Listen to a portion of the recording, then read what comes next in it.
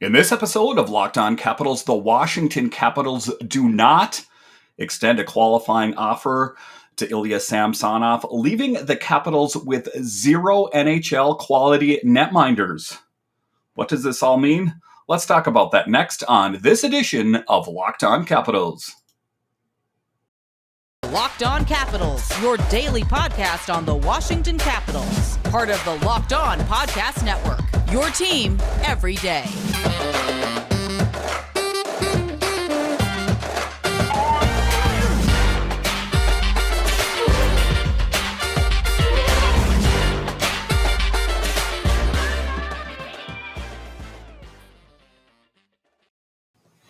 Well, hello and welcome into this edition of Locked On Capitals. I'm so glad you decided to join me today. As always, this podcast is free and available on all the major platforms, and I want to thank you for making this your first listen or view of the day. Yes, this podcast is also available in video form, so head on over to YouTube and check that out. My name is Dan Holme. You can find me on Twitter. It's at DanCaps218. You can find the show on Twitter. It's at Locked On Caps. So, in some crazy news today, the Washington Capitals did not extend a qualifying offer to Ilya Samsonov.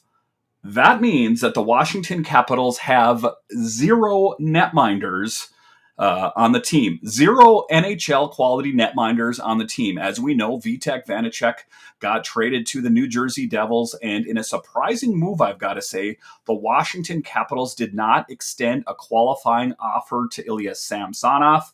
What does that all mean? We'll talk about that in tonight's show. And then who are the Washington Capitals going to go after on Wednesday? Are they going to go after two goalies, or are they going to see what they have in AHL Hershey? We'll talk about that later in the show. And then in the final segment, we are going to talk about what other plans do the Washington Capitals have on Wednesday, free agency day. So just let's get it going here. Like I say, the Washington Capitals, in a surprising move, do not extend a qualifying offer to Ilya Samsonov. I did not see this in a million years. I thought that the Washington Capitals would have at least gone with Vitek Vanecek or Ilya Samsonov. You know, like I talked about, I said ultimately I thought that the Capitals would go after or go with Ilya Samsonov, but as it turns out, they went with neither of them. So I think that ultimately what that showed to Brian McClellan, and what Brian McClellan showed to all the Capitals fans, is that he wasn't happy with what he saw in net either. And it's interesting times for this Washington Capitals team as we go into this upcoming season with zero netminders on the big team. So to be clear here, it is always possible that Ilya Samsonov could re-sign with the Capitals for a less amount of money. But ultimately, I think that the Washington Capitals are going to move on from Ilya Samsonov. And, this is a team that has struggled with consistency this last season. And, together they got 100 wins between them. But inconsistency would be the theme for Vanecek and Samsonov. So what Brian McClellan is showing to, the fans, and what he's showing us to the team is enough is enough. We saw what we have in Vanecek and Samsonov. We need to move on to bigger and better things. So the question at hand now is that we know that the Washington Capitals are going to go out and seek that number one marquee name netminder, whoever that may be. There's some big names out there linked to the Washington Capitals. Of course, I've talked about Darcy Kuemper. I've talked about Allen coming to the team. I've talked about perhaps Gibson getting traded to the team. It will remain to be seen what the Washington Capitals do on Wednesday. I think it will be an eventful day. One thing you'll want to do is turn your notifications on for Locked On Capitals. I'll keep you guys updated all day. But in general, also keep your updates up on for Elliot Friedman, Darren Dreger, those kind of insiders, because I think you're going to see the Washington Capitals very, very busy on Wednesday. So the question remains is who is going to be that number 2 netminder on this team? I have heard a lot of chatter on Twitter saying that the Washington Capitals are now going to have to go after 2 netminders. I ultimately don't know if that's the case. I think that this Washington Capitals team is a team that is on a budget and they have to keep under the cap. And I think that ultimately, like I've talked about, I think that the training camp for the Washington Capitals this fall is going to be like none other. There's going to be a lot of positions and a lot of players opting for jobs, and it's going to be a battle. There's going to be a lot of young players fighting for jobs. But in this episode, what we're talking about is net minding. And my contention, my belief is that ultimately the Washington Capitals for the number 2 will end up going with Fucale. And then, Phoenix Copley's a little bit complicated because of his status. He could leave the Washington Capitals because his contract is up. And then, of course, you have Hunter Shepard in the mix there. So, a lot of the different things that I'm hearing online is that, Zach Fucale isn't really a proven commodity. He only has a handful of NHL games under his belt. But if you can pick up that one elite level netminder, someone that can carry the bulk of the mail, then I think that there's a little bit of flexibility with that number 2. I think that ultimately the Washington Capitals do not want to spend a lot of money on a number 2 netminder. And I think they proved that today. And kind of the sentiment out there is that the Washington Capitals did not want to pay Ilya Samsonov what he was due in a backup role. And, and it would be different if it was, a really great backup netminder. But let's be honest with you, Ilya Samsonov had flashes of greatness this last season, and flashes of greatness is not good enough to get paid that kind of money. I think that ultimately the Washington Capitals may go outside of the organization, or they may give a Fucale a shot. It really remains to be seen. But I think that, change, and I talked about this all last season, and I talked about it this offseason, is that there is going to be big changes. And I think you may see big changes throughout the lineup. But like I say, in this episode, we'll concentrate on the net minding. But where are the Capitals going to go for net minding on Wednesday? I think it is going to be most interesting on who they pick up for number 1 and number 2.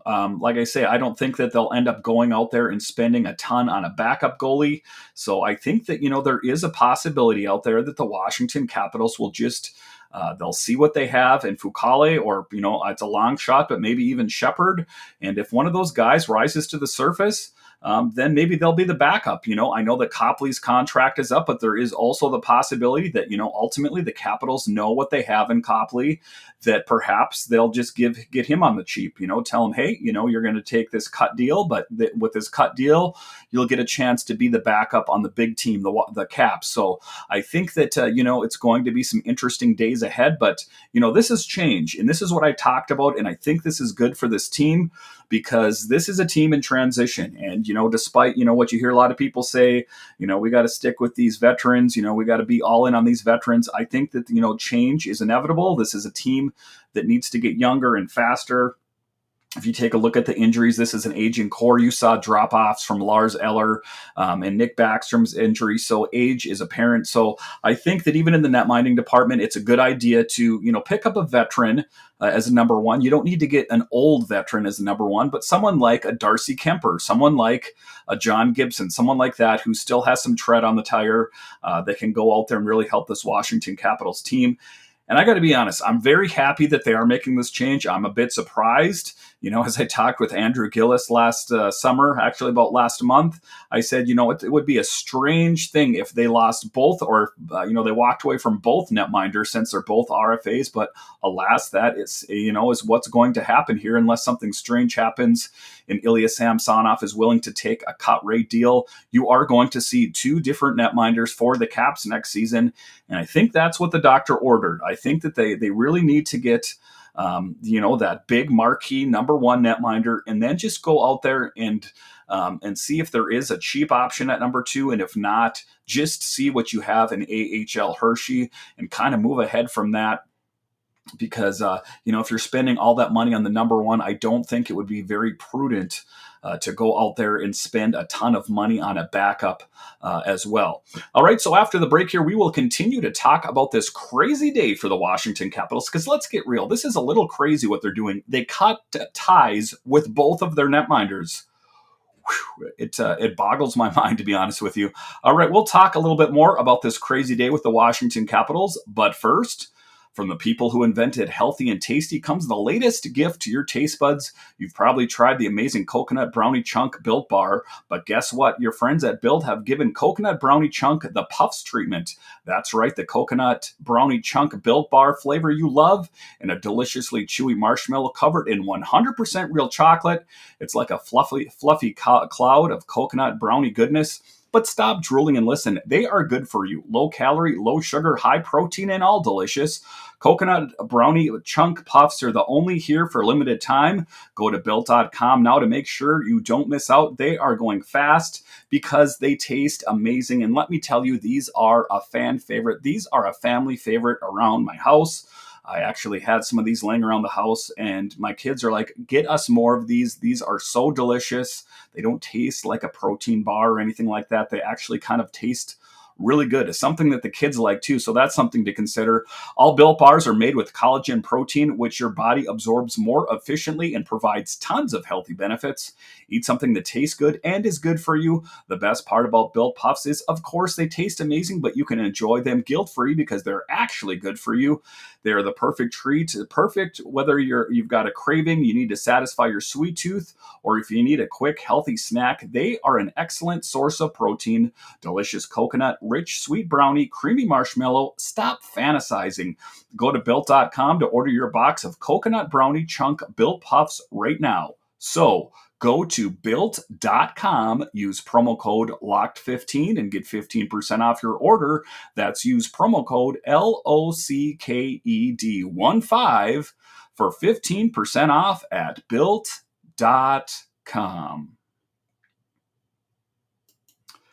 All right, welcome back to this edition of Locked On Capitals. My name is Dan Holme. You can find me on Twitter. It's at DanCaps218. You can find the show on Twitter. It's at Locked On Caps. And what we're going to continue to talk about is this crazy and, let's be honest, unexpected day for the Washington Capitals as they cut ties with both of their netminders.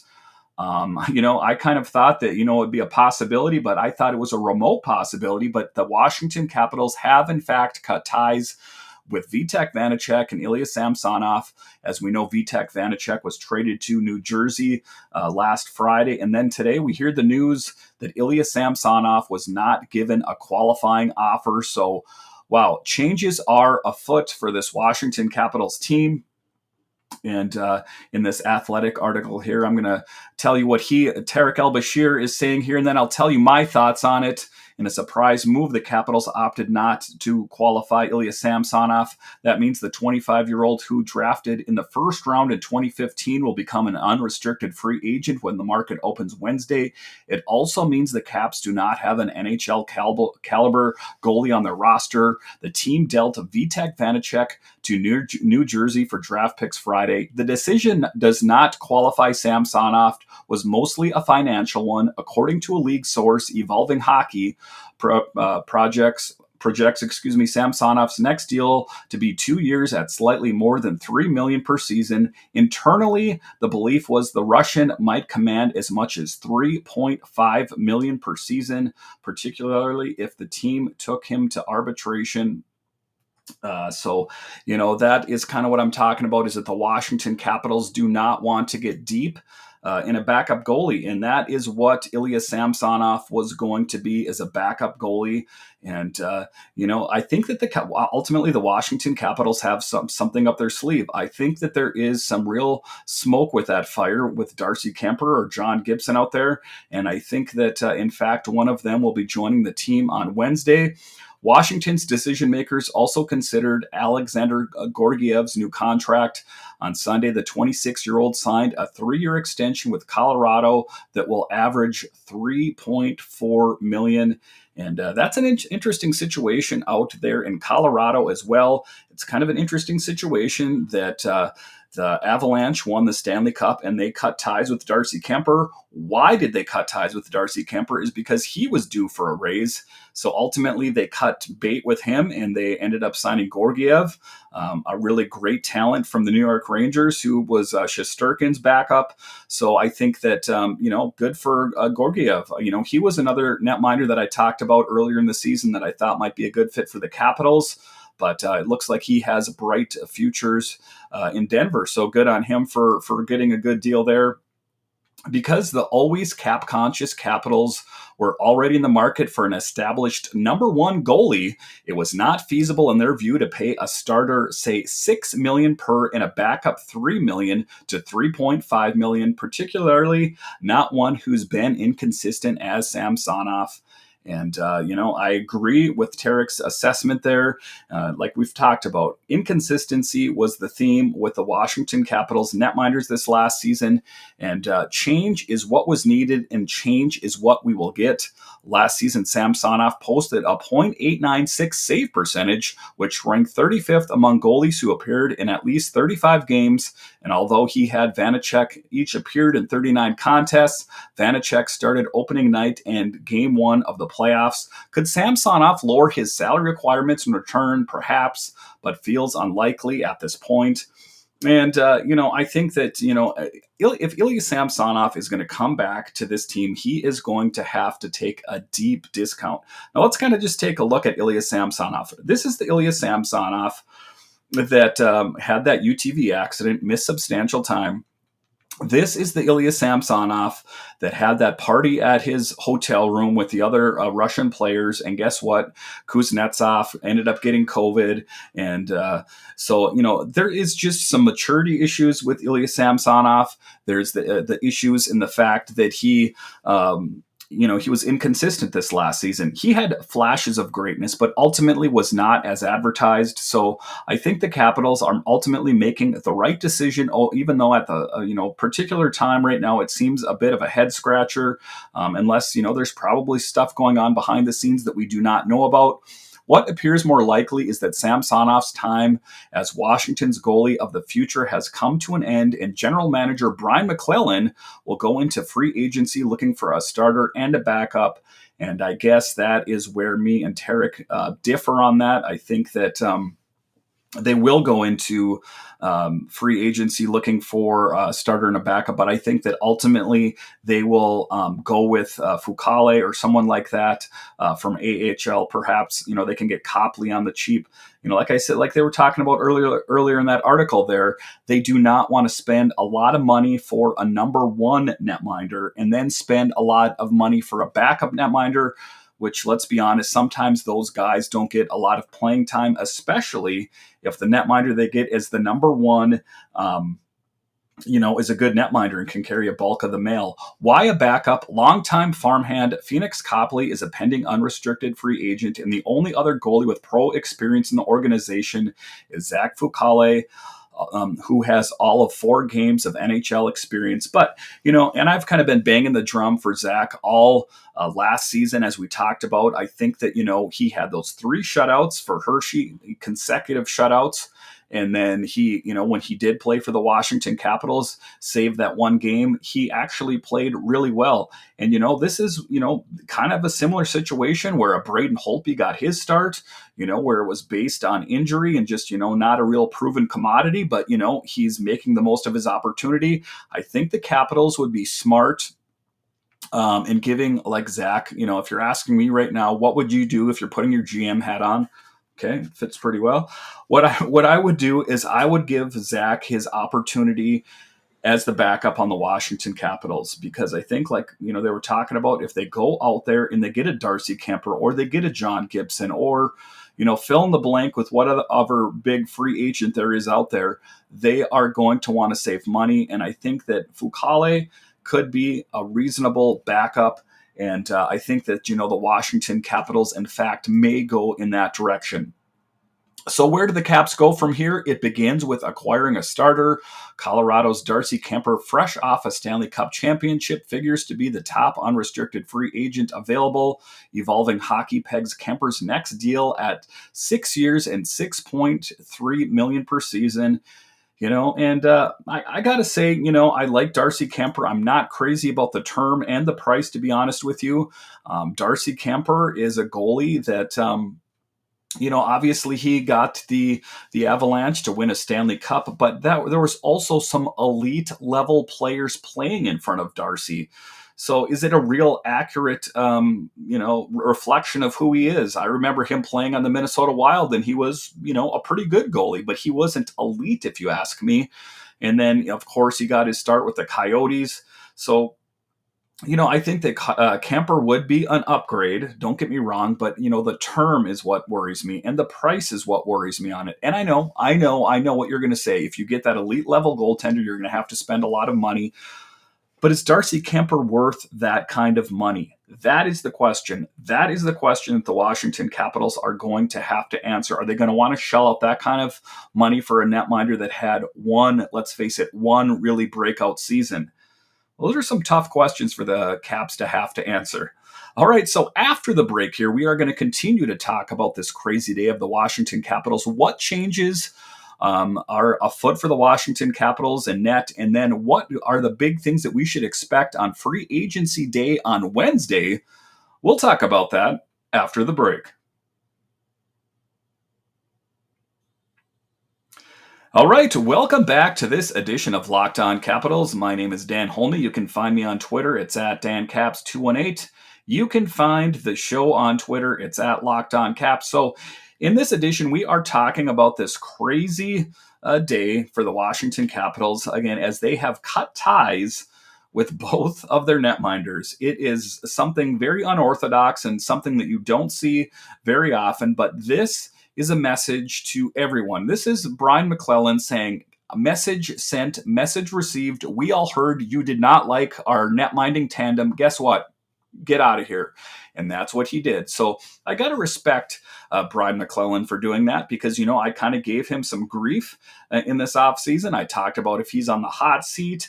And, I've talked to some different podcasters and different beat writers for the Capitals, and most of them have his back. They said, Dan, don't worry about it. He will do the right thing. And I'm starting to agree with him. And, I never disliked Brian McClellan, but I was a little bit worried with his decision-making skills when it came to the netminding. But now when the rubber meets the road, Brian McClellan is doing the right thing.